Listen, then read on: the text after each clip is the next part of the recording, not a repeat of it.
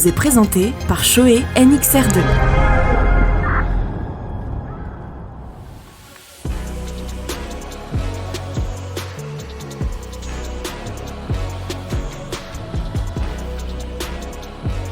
En perte de vitesse depuis les années 2000, le segment de la sportive, de moyenne cylindrée en particulier, s'est radicalisé. Maintenant, pour remettre au demi-guidon une majorité de 25-35 ans, de primo-accédants ainsi que la jante féminine, Yamaha propose aujourd'hui la R7 nouvelle génération. Voilà une belle super sport prenant pour base la MT-07, mais retravaillée afin de devenir le chaînon manquant entre l'YZF-R3 et la R6 Race. Il est intéressant ce placement produit entre R3 et R6. Moi là, ce que je découvre direct en m'installant dessus, c'est que la position est quand même un petit peu radicale. On retrouve vraiment plus de R6 que de R3 dans ce positionnement au guidon. C'est-à-dire qu'on est bien en appui sur les demi-guidons. Ça fait quand même un petit peu mal au poignet. Après, pour le reste, je peux vraiment bien me reculer. Sur l'assise, il y a vraiment pas mal de place. Mes jambes, elles sont bien repliées. Les repose-pieds, ils sont bien hauts et reculés. Ça ressemble assez à la R6. En fait, on est à 15 mm, plus bas que sur la R6, c'est rien du tout, 1,5 cm. Ce qui est marquant, c'est vraiment la finesse de la bécane. Elle est bien creusée au niveau des flancs du réservoir. On la sent vraiment compacte, tout en ligne. C'est cette découverte de la position de conduite. Ce qu'on remarque d'emblée, c'est son petit châssis qui est plutôt bien né, qui est plutôt sain, plutôt rassurant. On sent en effet une très bonne rigidité. La fourche est plutôt de bonne facture. C'est pas une pompe comme sur MT-07. Moi, j'ai pas un super bon feeling sur le train avant en entrée de courbe, sur les petites basses en virage, sur des changements d'angle rapides. Parfois, j'ai eu un peu la direction qui s'est mise à gigoter. Bon, de là à dire qu'il faudrait presque un amortisseur de direction sur cette petite sportivette, pas sûr. On a d'abord une configuration route, donc j'imagine qu'ils ont quand même un petit peu travaillé sur l'hydraulique de l'ensemble Kayaba avant et arrière, avec la nouvelle fourche inversée, avec un nouvel amortisseur. On n'est plus du tout dans le monde MT-07, amortisseur qui permet de relever un petit peu la partie arrière et qui est également un petit peu plus ferme. Du coup, je la trouve pas complètement inconfortable. C'est tout à fait vivable. Il n'y a que cette position de conduite vraiment basculée sur l'avant qui fait mal au poignet. Allez, grande courbe. On sent vraiment de la rigueur dans ses suspattes, dans son châssis. Elle est assez précise. Alors, je regrette quand même qu'il n'y ait pas d'anti-patinage par rapport au prix dont on vous parlera à la fin de la vidéo. Et puis, je trouve que pour une bécane décidé à des primo-accédants, c'est quand même plus rassurant. Protection plutôt sympa, mais bon, après il faut bien se coucher sur le réservoir qui a perdu 1 litre par rapport à celui de la MT-07. Et comme on est à peu près dans les 6 litres en roulant un petit peu dynamique, c'est ce qu'elle inspire cette meule, et du coup on fait 250 km assez facilement. On aura plus de mal à taper le 300, je pense.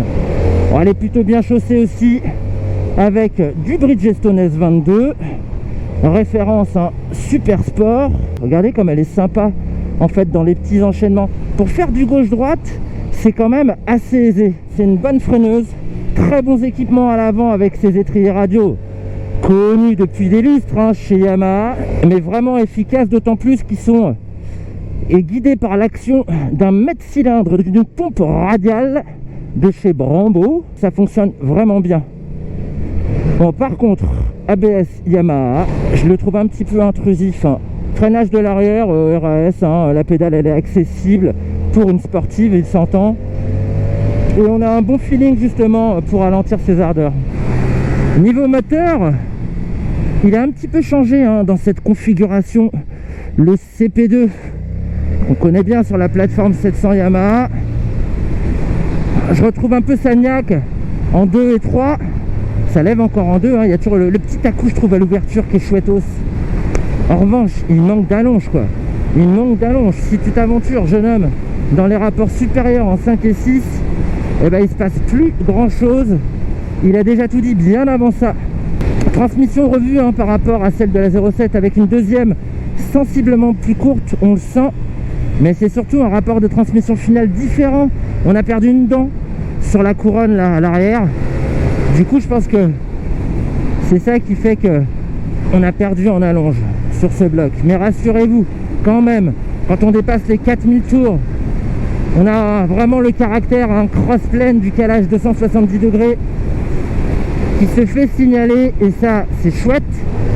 Bah, c'est quand même une machine qui est plutôt bien née, je trouve. Bah, ça me fait vraiment plaisir de voir de la sportive mid-size sur la route, pourvu que ça prenne, j'ai envie de dire. C'est moins radical qu'avant, mais c'est encore un petit peu radical pour la route. C'est surtout la position de conduite. Après le reste, elle est hyper accessible cette bécane parce qu'elle est légère, 188 kg, seulement 4 kg de plus que la MT-07.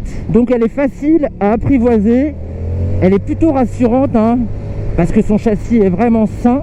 Elle est plutôt amusante aussi parce que le CP2 est quand même une référence sur le segment de mid-size, mais là, en allonge, on n'est pas super content. Bah, c'est une R, les gars, c'est une YZF. Donc, connaissant l'amour de Yamaha pour ce segment sportif, compétitif, sur lequel ils ont glané des titres à foison, eh ben forcément, elle a le R, donc elle va aller sur la piste.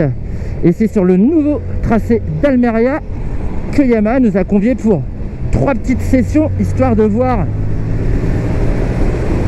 comment elle se comporte aux limites.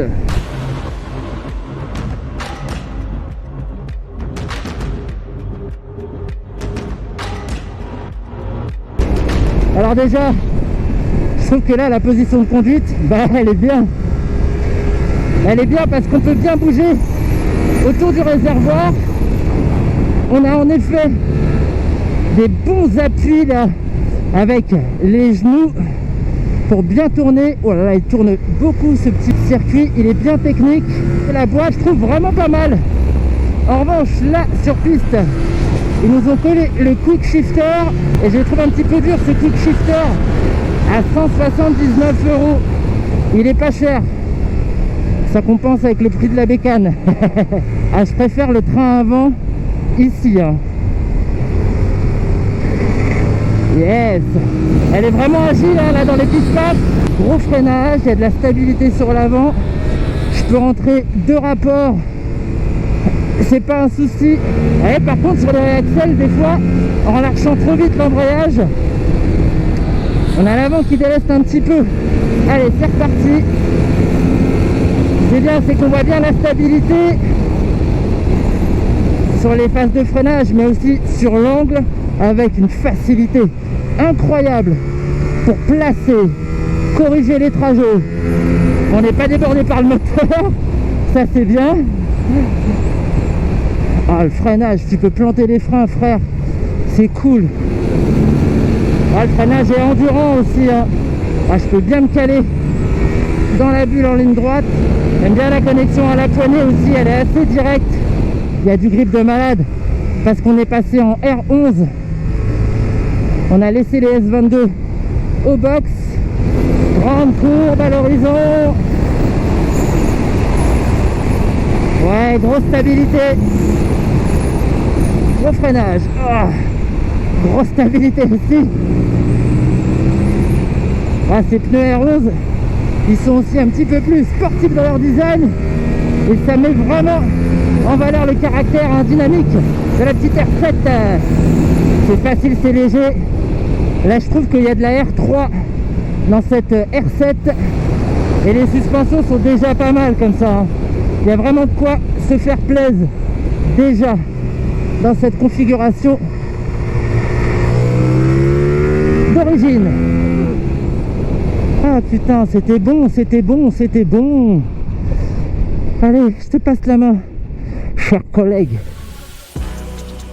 Moins technique et pointue qu'une R6, un cran vraiment au-dessus de la R3, cette R7 de 73,4 chevaux semble cocher toutes les cases pour les nouveaux amateurs de sportive. Reste son tarif de 9 499 € en bleu ou en noir, 9 999 € pour la délicieuse version 60e anniversaire. C'est plus cher qu'une Ninja 650, 7 999 €, 68 chevaux, qu'une Honda CBR 650R aussi, 9 099 € et 95,1 chevaux. Toutefois, grâce à son châssis, la R7 est plus amusante.